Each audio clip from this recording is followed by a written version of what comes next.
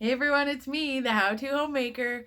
So I'm back today and I'm going to do a product review on whiteboard paint. I have a whiteboard behind me and it is not doing well. I had to scribble some of the stuff out because it doesn't erase anymore, which is one thing. I didn't want you guys knowing my personal business. But the other thing is that it's kind of gritty to the touch. So I don't like having to wipe it down with alcohol every time I want to erase it or go get like an actual cloth and water and soap and stuff when I use like a normal whiteboard.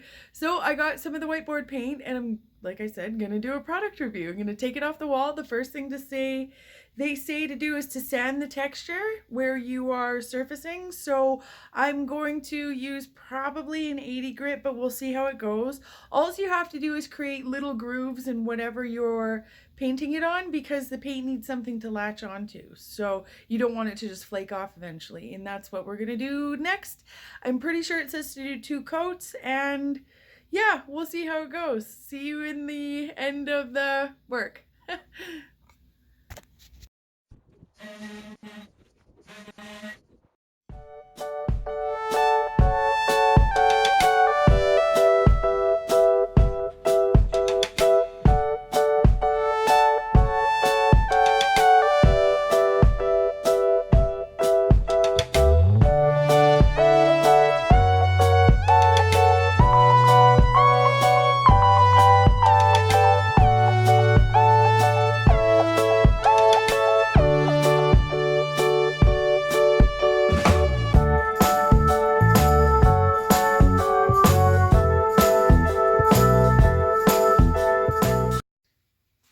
Okay, so we're back. I've got the Rustoleum dry erase product on my whiteboard here.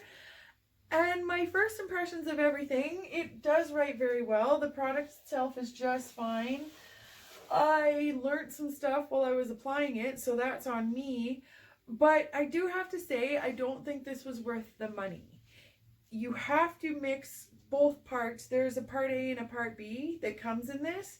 And in my carpentry experience, when you have something like that, you have to mix them with the exact ratio that they give you. Because if you mess that up, usually anything with those two parts, a mastic, a silica, an epoxy resin, anything like that, it's pretty expensive. So you don't want to mix that ratio up, especially if the two sizes are different, because what you're left over with is the wrong quantity as well. So you just mess yourself up and then you're out all that money. So it is safer to mix the whole mixture together. With that being said, if you had the time and the space and the proper tools, you could probably figure out what the ratio is of both of the two products and then dump them into a separate container. But how this is sold, they want you to dump can A into can B, and then the whole thing after 2 hours you can't use it anymore,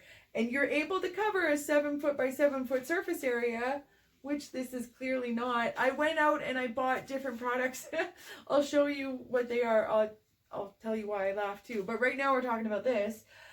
The other thing I want to talk to you guys about is a little bit of the application. Kick your animals out of the room. Oh my gosh, this is hard to dig cat hair out of, or any sort of dust particles, anything that falls in there that you don't want in there. It's hard to get stuff out of. It's not like normal paint. It's that 2-part mixture starts to get like a little more like glue. It's very sticky, but that's what's creating the nice surface for you to write on. But once you can't see it in the camera, but once you get build up and a build up and a build up, because I was trying to use so much because I had so much, I dug a cat hair out of there and I left a mark in it and I couldn't fill it. Like it was a gouge at that point, and it's just frustrating. So these are my learning experiences, and because I had so much, I was just kept rolling it on all the different surfaces that I had, and it started to kind of dry in the brush, and there is a couple little clumps in there that is very easily avoidable. So if you're using this product, just use it the way they say to use it in the can and you'll be fine. So let's see if it works. Bum, ba, ba, ba.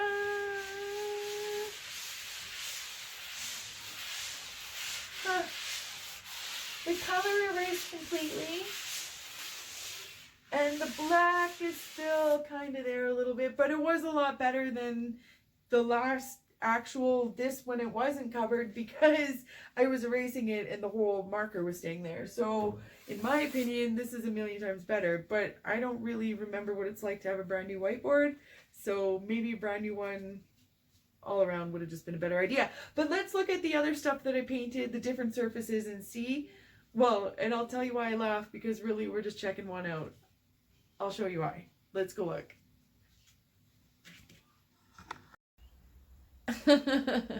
So these are what I made.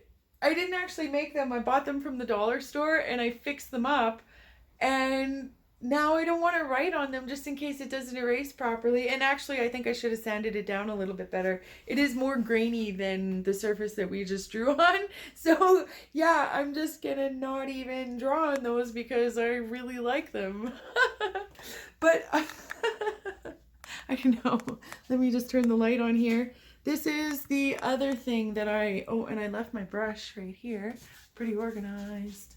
But let's just try it out. And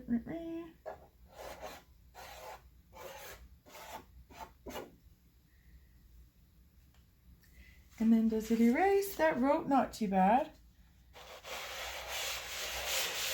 And it erases not too bad. Oh, that's going to be fun in the kitchen for my husband and I. But yeah, with that being said, I'm the how-to homemaker, and don't forget, everybody in life makes mistakes. What matters is what you do about it. See you next video, everybody. Bye.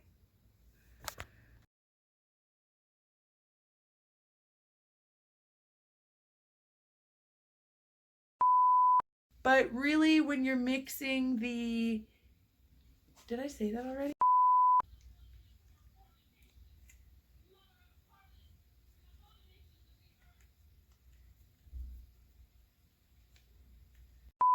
Mention anywhere.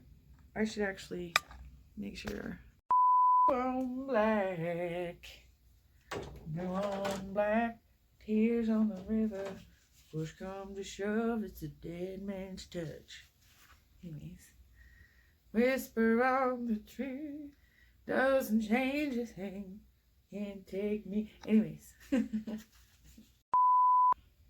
Okay, is that the camera?